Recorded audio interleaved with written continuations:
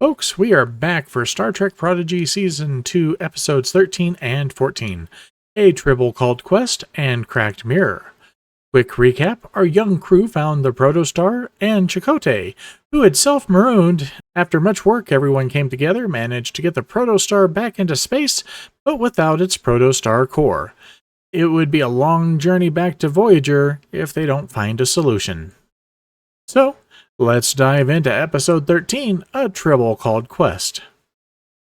I'm going to let Rock explain the birth of a star, but also the special needs of the Protostar core. Looking out at the cosmos, you may wonder how a star is born. Usually, swirling hydrogen is compressed. Also, can we just talk about the animation to kick things off with? That is absolutely stunning. Say, to power our Protostar drive to get us back to Voyager, you need a special kind of matter. The perfect matter. Bosunite. If you've seen A Trouble with Tribbles, well, you might guess a little bit of what can happen with those little buggers. But there's a twist this time around. Studied him for her Starfleet admission thesis. Hey! Whoa, there's two now! They multiply rapidly? Who knew a Tribble could get that big? Everyone makes a run for it. Murph to the rescue, but Zero takes a hit. I'll let Zero tell you a little bit about the experience itself. Oh! The tumble was exhilarating, but the end result, not optimal. We need to get you to sickbay. As it turns out, the crew are not the only ones on the planet. It seems that Dr. Thruvang from the Klingon Empire is responsible for the Tribble. That's right, a Klingon scientist. You don't hear that very often. I am Dr. Karuvong, house geneticist for the Empire, sent by Chancellor Martok. Take it away, Rock. Tell us how to fix this issue, would you? Ooh, here's the problem. You were on the right track with their metabolism, but the chromatin kept remodeling because of this protein. How does a mere child know this? Chakotay, not knowing the crew very well, asks if Rock can actually pull this off, and Dal, I'll let you take this one. Over the course of 10 minutes, she fixed a core breach with enough time to rebuild Hologram Janeway from scratch. Back on the Protostar, Holo Janeway has examined Zero and is unable to repair the leg, but Zero already knew that leaving the planet with the new body, it was just a matter of time before it started to break down. Majel and Gwen talk about abandonment issues and finding their place in life. Until they are not. Through some accidental cross-DNA hijinks, Rock has created a new life form, and Dal names it Bribble. Bribble. Bribble. Huh. Bribble. I like it. Shout out to Star Trek, the original show, for its Trouble with Tribbles, and the Quadrotriticale grain reference. What a word. Quadrotriticale grain. There should be enough of Rock's serum in it to shrink those tribbles down to size. After extraction of the bosonite, the tribbles that have been munching on the Quadrotriticale grain decide it's time to go have another snack. The rest of the team come to the rescue, but get surrounded, and the unexpected happens.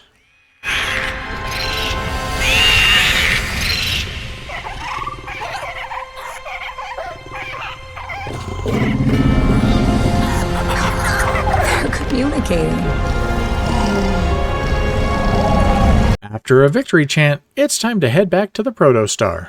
Today's life lesson. Expect the unexpected, because sometimes it'll lead you to where you need to be. But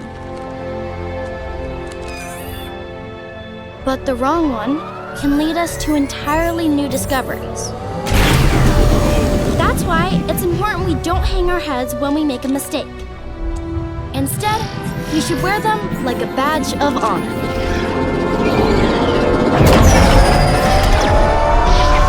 Protostar drive. Online. Alright, well, let's start episode 14, Cracked Mirror. This baby's... We kickstart the episode with the Protostar bending time and space to get to the Voyager. When they arrive, it appears that there's a bit of a side effect, and Gwen goes through a phase shift. You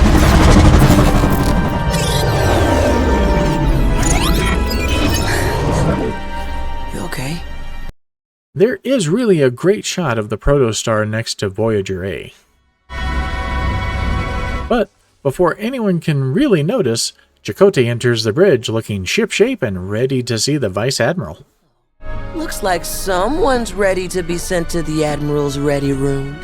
Holo Janeway has a little fun with Bribble while the rest of the crew get ready to beam over to Voyager.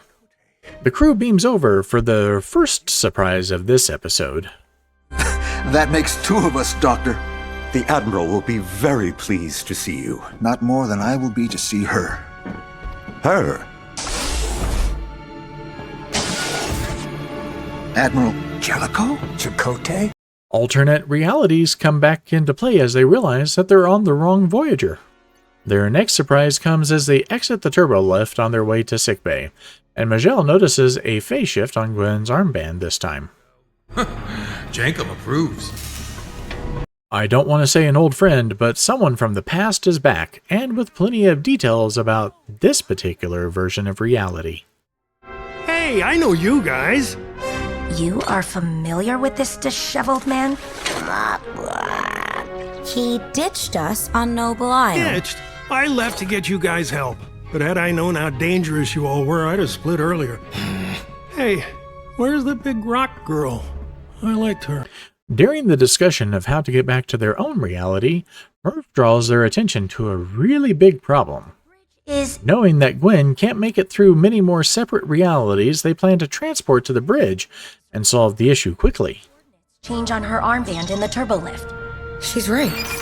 They're different. Her armband was built to keep her in one reality, not dozens. So that's why she felt faint. And will continue to grow fainter. In the meantime, Rock and Zero step off into a different reality. Well, you can just see for yourself.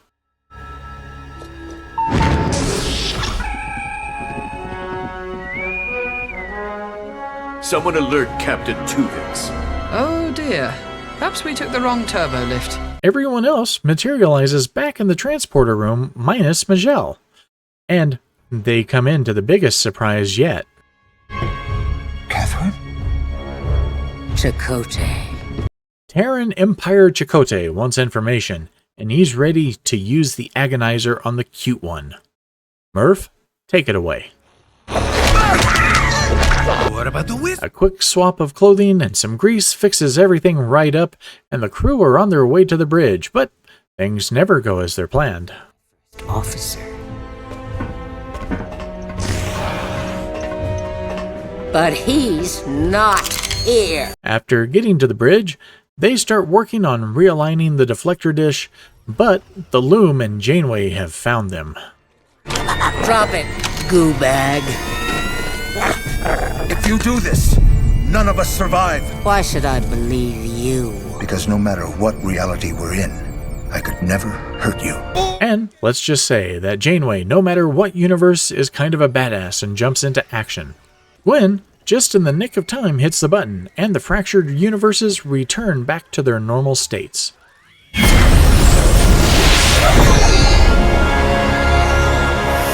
We finally get that touching reunion we had been hoping for. Is it really you? What's on your face? Well, folks, there we have it. Chakotay and our young crew are back together on Voyager, and now all we have to do is get the protostar back to Tars Lamor. These two episodes again delve into nostalgia, plenty of action, and all-around good Star Trek. That's all for me today. If you like these videos, make sure you hit the subscribe, hit the notification bell, and leave a thumbs up. Also, let me know what you think in the comments. I'd love to read more of them. Till next time, remember to embrace those you love and live long and prosper.